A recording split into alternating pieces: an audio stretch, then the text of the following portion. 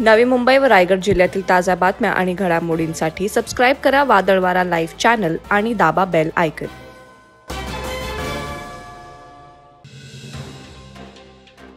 IPL पूर्वी Mumbai Indians संघाला विश्रांती मिळावी यासाठी टीमचा संपूर्ण ताफा अलिबाग येथील रेडिसन ब्लू रिसॉर्टमध्ये दाखल झालाय। 2 दिवस हा संघ रिसॉर्टमध्येच राहणार आहे, त्यामुळे मोठा बंदोबस्त तैनात करण्यात आलाय। गेटवे येथून खेळाडूंचा ताफा मांडवा येथे जलवाहतुकीने दाखल झाला। यावेळी रिसॉर्ट प्रशासनानं टीमचं पारंपरिक पद्धतीनं स्वागत केलं। 1 दिवस मुंबई इंडियन्स संघ अलिबागमध्ये रिसॉर्टला राहणार आहे, त्यानंतर बुधवारी हा संघ जिराड येथील एका खासगी फार्म हाऊसवर राहण्यास जाणार आहे। यावेळी खेळाडूंसोबत फोटो काढण्यासाठी मोठी गर्दी झाली होती। मागील कित्येक वर्षांपासून रेंगाळत पडलेल्या JNPA 12.5% विकसित भूखंड हस्तांतरित करण्याचा मुहूर्त हुकणार आहे। JNPA 12.5% विकसित भूखंडाचा ताबा मार्च 2024 पर्यंत देण्याचं आश्वासन सिडकोने दिलं होतं। मात्र मार्च महिन्याच्या मध्यावरही भूखंडावर बाकीचा भराव आणि रस्ते गटारांची कामं अर्धवट अवस्थेत सुरू असल्यामुळे भूखंड ताब्यात देण्याची मार्चची तारीखही हुकणार असल्याचं चित्र आहे। त्यामुळे JNPT प्रकल्पग्रस्तांनी मात्र सिडको आणि JNPA प्रशासनाविरोधात नाराजी व्यक्त केली आहे।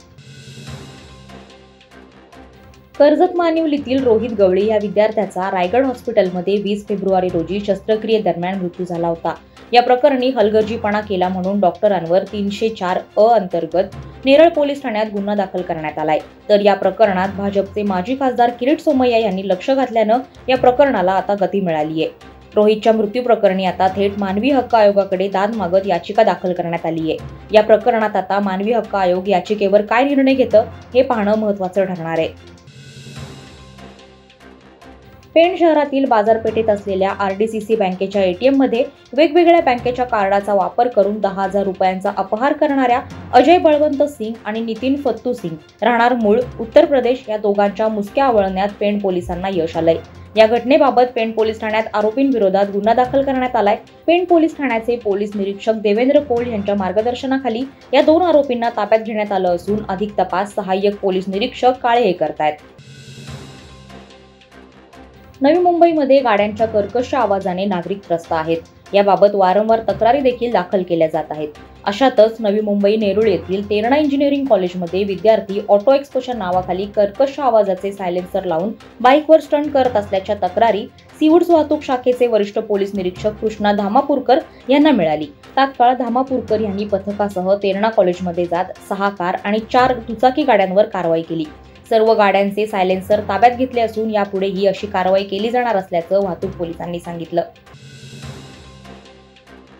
आपले आदर्श मुंबई फाउंडेशन व इंटरनॅशनल ह्युमन राईट्स सेवा संघाच्या 12व्या वर्धापन दिनानिमित्त मुंबई विक्रोळी येथे गुणवंतांचा आणि समाजसेवकांचा एक्सलन्स स्टार पुरस्काराने सन्मान करण्यात आला। यावेळी रसायनी परिसरातील सावळी ग्रामपंचायतचे सरपंच सुनील माळी आणि सरपंच गौरी गडगे यांच्या कारकिर्दीत केलेल्या विकास कामांची पावती म्हणून नॅशनल एक्सलन्स स्टार अवॉर्डने त्यांना सन्मानित करण्यात आलं। पेण शिक्षण महिला समितीच्या शिशु विकास मंदिर शाळेमध्ये उत्सव सणांचा हा वार्षिक उपक्रम संपन्न झाला।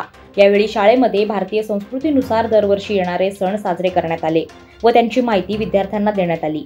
हे सण कृतीयुक्त आणि सुशोभनाद्वारे मांडण्यात आले।